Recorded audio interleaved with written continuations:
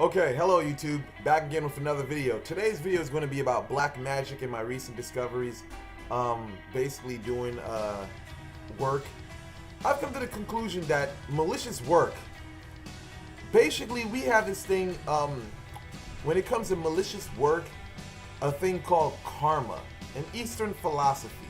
Now, this karmatic philosophy really is something that is mainly found in Wicca, a lot of Hindu philosophy, you know. But when you start crossing into the world of hoodoo, voodoo, these things really don't apply, you know. There's been a lot of talk about, you know, oh, hoodoo, this and that. I mean, doing black magic or whatever, you know. This is here goes. Let me just put it like this. If you have a situation where somebody's in an abusive relationship, a violent abusive relationship, and you know, wouldn't you, like, the person doesn't want, like, you have a friend that doesn't want to leave the person, but you know it's a bad relationship, you know, wouldn't you want to separate that person for their own safety? You know, I mean, really, you know, when we start talking about the morality and the ethics behind magical work, you know, I mean, the same thing that can be looked at as good in one culture can be looked at as bad in another. So basically, the balance of good and bad, I mean, for real, I mean, this is just something that's going to lend into to an endless amount of confusion. But let me just put it like this: when you're talking about black magic, it's either it works or it backfires. You know, I have not. Okay, so you have scenarios sometimes where the person is protected, but I don't even necessarily agree with that too much anymore, because I realized, I knew this in the past with regular work, was that when you mix up a wrong oil with what you're doing, it throws the whole job off. Or if you mix up the wrong herb, you know. But let me explain something. I'm gonna go. Matter of fact, I'm gonna move into, you know, I'm gonna move into this bit. I'm going to stick on this for now. But basically, the whole thing about work backfiring, it's not because, oh, someone has basically done something to reverse your work. No, that's not the case. What it actually is that somewhere along the line, your work, you mix something wrong in there. Okay, so I was doing some, I guess, work recently, and some of your, I guess, Westerners, or, you know, Westerners would say this is called sour jar magic of hoodoo. Now, in this breakup jar that I had, I put thorns from a rose plant in there. Immediately, I started feeling anxiety.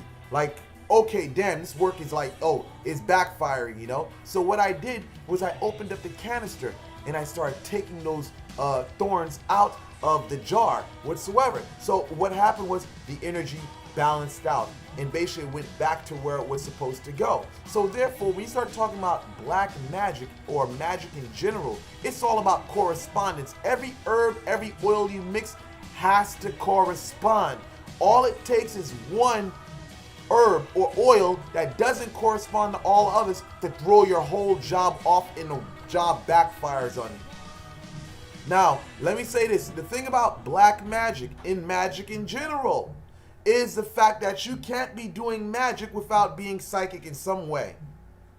The thing is, when you're working these herbs, when you're working these oils, you got to be able to sense in the environment, sense what you're putting out, or whether you're working with talismans, you have to be able to sense the energy in the atmosphere. So if you're working with when you're working with darker herbs, such as, let's just say, goopher's, you know, if you're working with asafoetida or goopher's dust whatsoever, you have to, when you put these oil combinations together, you have to sense the intensity in the environment. Some people would say that they're actually spirits whatsoever that are basically in the environment. Yes, you have to be able to probe or tune into that energy that's in the environment, or these spirits that's in the environment, you know, because the thing is, it's like this with good magic.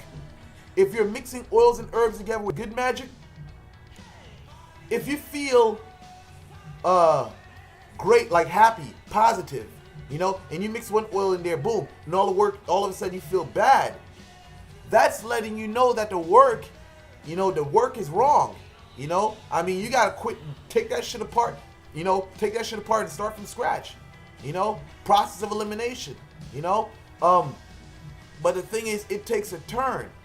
Where in black magic, it's the reverse. Where if you're doing black magic and you get bad vibes, that's a good thing. Soon as you add an oil or herb in the mix, that basically now everything feels good, that curse is bad. Take this shit apart, because it's wrong. Your oils, if you're doing good magic, you're supposed to feel good. Have a good energy in the environment. If you're doing black magic, you're supposed to have a bad energy in the environment. If you're doing black magic and you're mixing herbs together and all of a sudden you feel good in the environment, your job is wrong. It's bogus, totally off, you know? But yeah, basically the whole thing about magic is that you definitely have to be psychic in some way. Yes, you can learn from somebody. Here it goes. But you have to trust that person. That person has to be someone that you know is official, that will give you the right information. Because if you don't have any psychic abilities and you're doing this work, you won't even be able to tell until your destruction and your demise. You know, basically the thing is, when you're basically doing this work and you don't have anyone to tell you if whatever is going on right, that's why I recommend, if you're not at a priestly level or at a higher level, function from, you know, if you're not a clairvoyant, you're not a, whatever medium, you shouldn't do black magic, you know, unless you have a friend that has probed it, who is a psychic, that has probed into the stuff for you to know what the correspondences are. Because there's tons of videos. Let me explain something.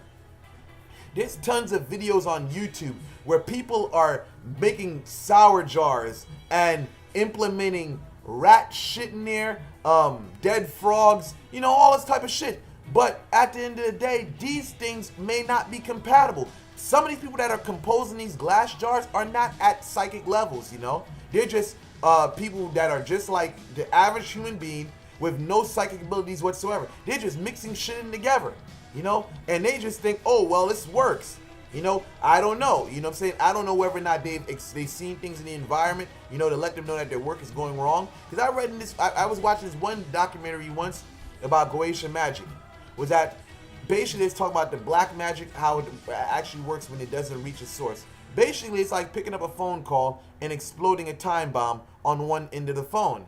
And what it is, the person who's on the other side of the phone hear it, but you take basically the brunt of the bang.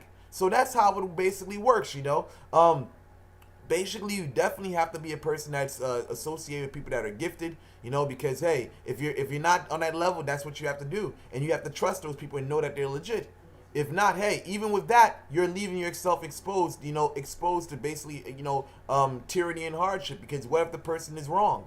You never know, you know. But with that, I conclude this video. I'm just definitely about to make another video. Probably will be about my black magic experiences, is, you know, work backfiring. But stay tuned. I'm definitely going to post a video in a few.